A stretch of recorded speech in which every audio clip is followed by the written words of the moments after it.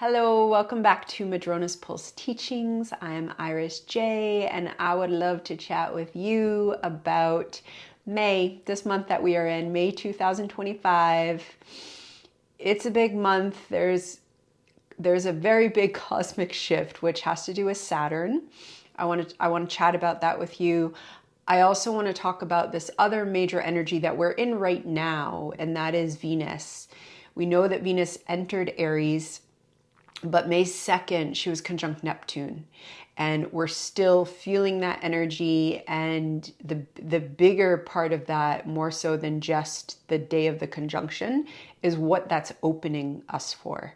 So we're opening into literally a whole new birthing of what love means to us. Just, these little things in the cosmic astrology that they bring us into on our own body, psyche, healing, inquiry journeys. But honestly, what love means, what desire means, these are big shifts. And we're in that right now with Venus. We also have Saturn moving into Aries as we approach the end of May. This is it depends where you are. It's either on the 24th or 25th. And this is another huge cycle. Okay. And I want to talk a little bit about the relationship between Saturn and Ceres, because Ceres, the Earth Mother, is journeying with Saturn this month. They will be conjunct at the final degree of Pisces, and then Ceres will enter Aries, and then Saturn will follow. Okay. So May has these big shifts for us, and there's big divine feminine energy.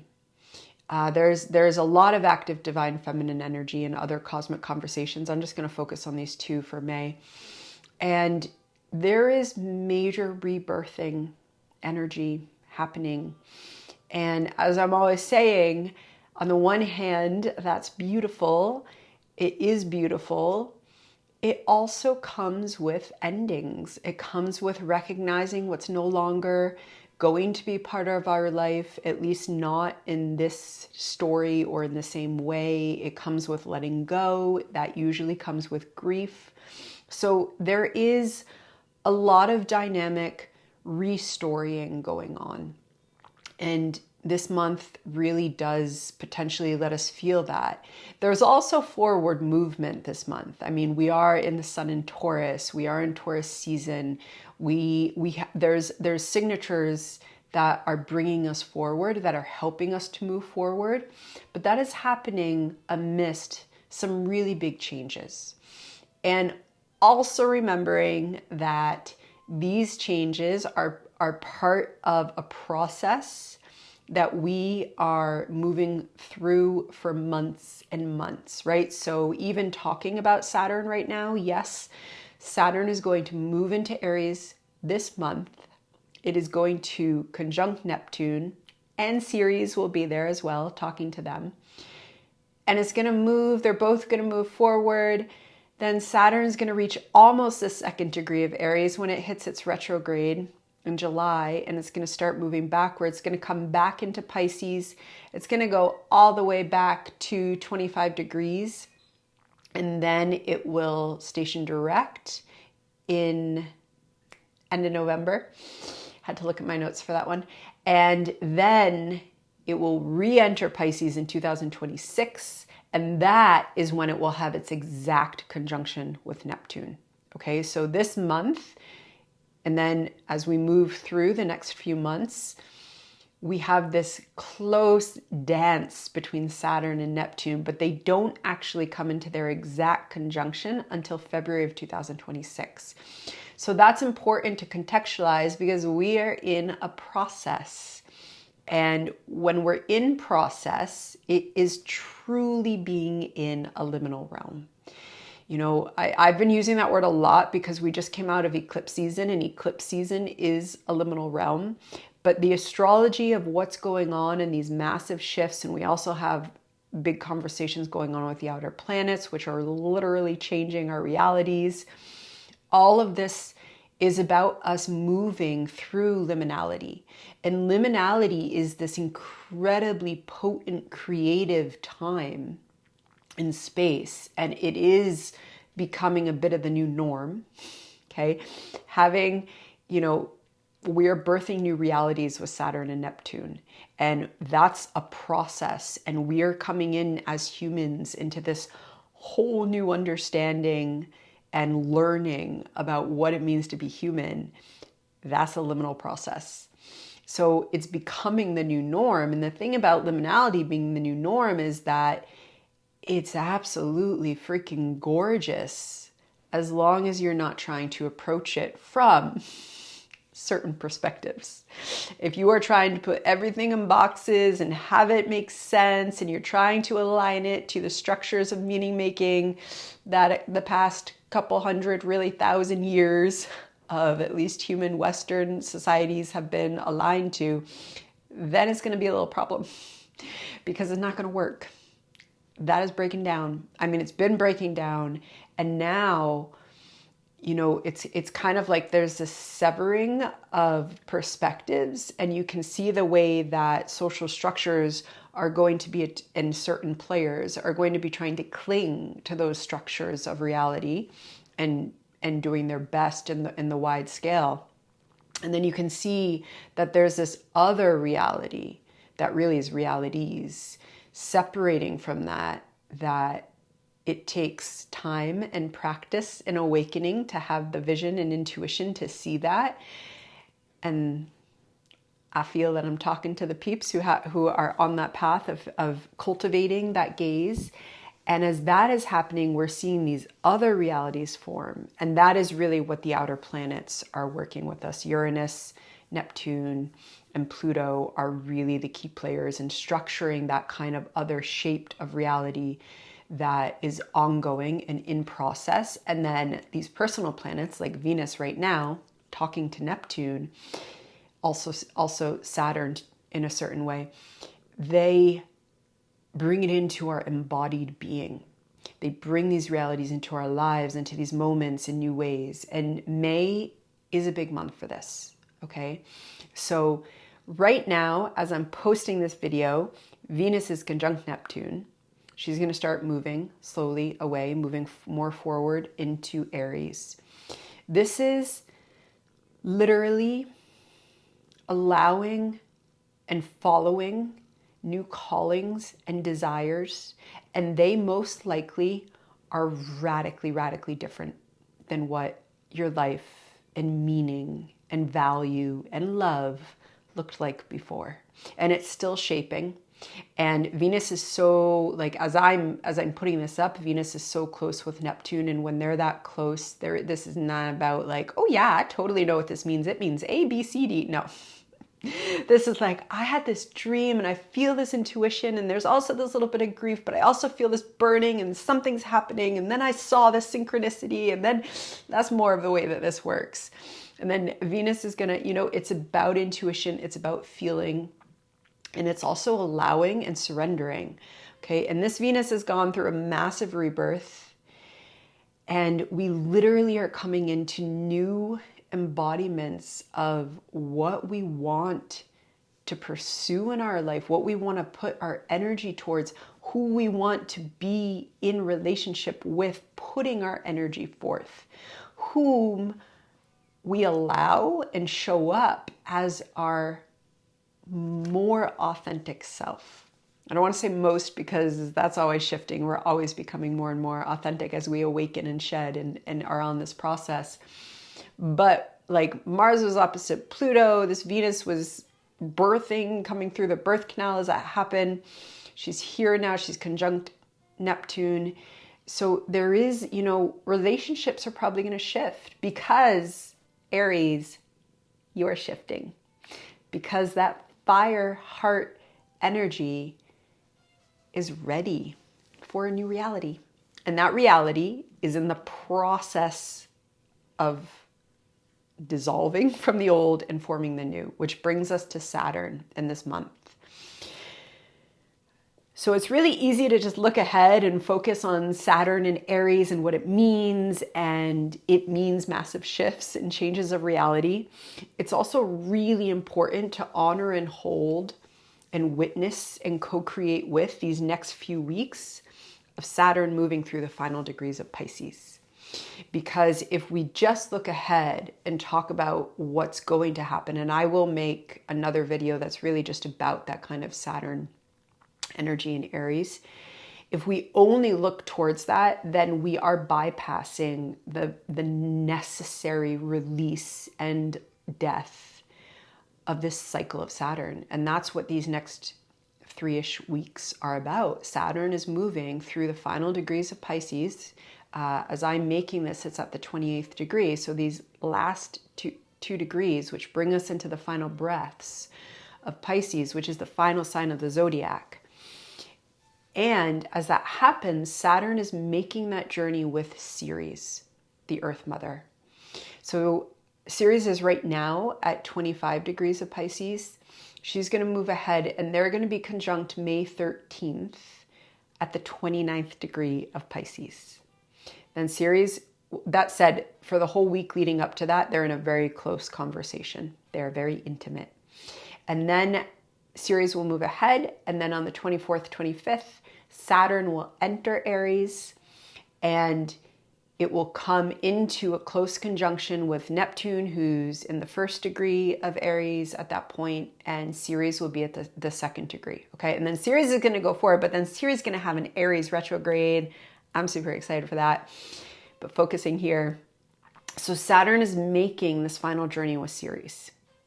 So Ceres is literally the Earth Mother. She also has the manifestation as Demeter. And she really brings us into the ultimate mothering archetype through evolutionary astrology. And she is like the ultimate source of reparenting, the ultimate archetype of reparenting, and simultaneously also being guided by that wise elder, loving and yet mature, fully capable of raging when it is time, wisdom, an elder spirit. And she's with Saturn, the bone mother, whose wisdom in this plane goes to the very brink of all that can be known, and then recognizes that there's realities past it, and is really what helps us understand the maturing process. That is what Saturn helps us with. And I say help intentionally. There's a lot of kind of very patriarchal interpretations of Saturn, and therefore reactive power over, power under, victim perpetrator kind of dynamics that's tied through the past 50 years of a lot of astrology, because those have been the dominant meaning making structures in the West. And so of course they come into how astrology gets interpreted. And when we are able to unlearn those kind of what can be taken for granted power over ideologies that construct how we interpret, Saturn and the wisdom of Saturn takes on a different texture. It takes on a different presence in our lives. It's a steady drumbeat. It's a beat that is a sacred timing aligned with natural timing, natural cycles. And so if you are trying to speed things along because you don't want to wait for the winds to change and the winds of time to change, Saturn's gonna show you why that ain't gonna work so well.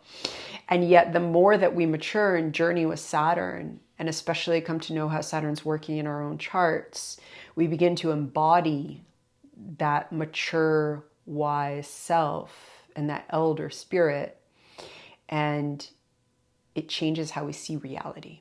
And we're not reacting or pushing against the tides. We are co-creating with them. And we're also able to begin to gain that vision of, yeah, not right now, someday. When it's all aligned, it'll happen then.